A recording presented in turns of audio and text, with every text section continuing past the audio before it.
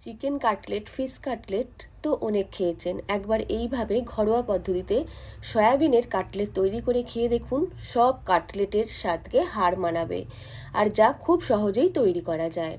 এর জন্য একটা সসপ্যানের মধ্যে জল গরম করতে দিয়েছি প্রায় 1 গ্লাস। 1 গ্লাস জলের মধ্যে দিয়ে দেব 1 কাপ সয়াবিন। আপনারা পরিমাণ মতো সয়াবিন নেবেন, যেই রকম কাটলেট মানে যতটা কাটলেট তৈরি করবেন সেই রকম সয়াবিন নেবেন। এইবার এর মধ্যে দিয়ে দিলাম অল্প একটু নুন। সয়াবিনকে গরম জলে ফুটিয়ে ভালো করে সেদ্ধ করে নিচ্ছি।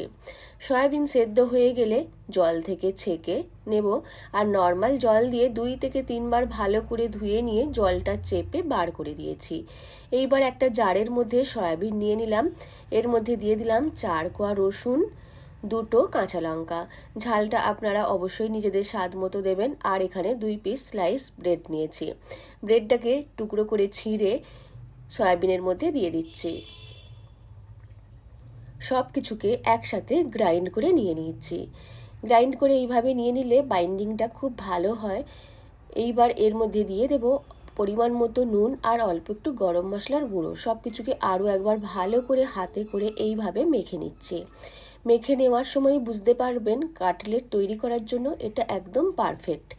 এইবার কিছুটা পরিমাণ নিয়ে হাতে করে গোল করে আর ছুরি দিয়ে একটা শেপের তৈরি করে নিচ্ছে। আপনারা আপনাদের পছন্দ মতন যে কোনো শেপের কাটলেট তৈরি করে নিতে পারেন।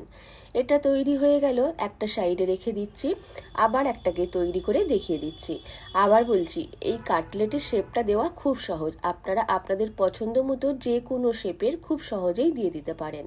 এটাও রেডি হয়ে গেল। সবগুলোকে রেডি করে নিয়ে একটা প্লেটের মধ্যে নিয়ে নিলাম অল্প একটু পেঁয়াজ কুচি, 2টো কাঁচা লঙ্কা কুচি, অল্প একটু চিলি ফ্লেক্স, অল্প একটু নুন আর অল্প একটু বিট নুন। সব কিছুকে ভালো করে মিশিয়ে নিয়ে এর মধ্যে দিয়ে দেব 2টো ডিম ভেঙে। ডিমকেও ভালো করে পেঁয়াজের সাথে মিশিয়ে নিচ্ছি। এইভাবে ডিমটাকে ফেটিয়ে নেব। ডিমটাকে ফেটিয়ে নেওয়ার পর যেই কাটলেট তৈরি করে রেখেছিলাম ডিমের গোলায় ডুবিয়ে ব্রেড ক্রাম্বসে কোট করে নিচ্ছি। আবার বলছি, এই কাটলেট তৈরি করা খুব সহজ, আর একবার তৈরি করে খেলে এতটাই স্বাদ, এর স্বাদ মুখে বেশ কিছুদিন লেগে থাকবে। আর এইভাবে আপনারা কাটলেট তৈরি করে ফ্রিজে রেখে 2-3 দিন পর্যন্ত প্রয়োজন মতো ভেজে খেতেও পারেন। কাটলেটগুলোকে রেডি করে নেওয়ার পর কড়াই বসিয়ে পরিমাণ মতো সাদা তেল দিয়ে গরম করে মিডিয়াম ফ্লেমে ভেজে নেব।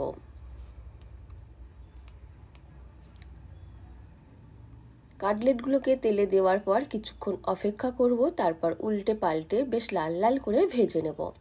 আর দেখুন, ভাজার সময় কোনো রকম ভেঙে যাওয়ার ভয় নেই। আপনারাও সহজেই তৈরি করে দেখতে পারেন। সবসময় চিকেন কাটলেট বা ফিশ কাটলেট খেতে ভালো লাগে না, তখন এইভাবে ঘরোয়াভাবে সয়াবিনের কাটলেট তৈরি করে খান, দেখবেন দারুণ লাগে। বেশ লাল লাল করে ভাজা হয়ে গেছে। এইবার আমি এগুলোকে তেল থেকে তুলে নেব। খুব সুন্দর একটা কালার এসেছে আর খেতেও দারুণ হয়েছিল। আপনারা তৈরি করে খেলে তবেই এর স্বাদ বুঝতে পারবেন।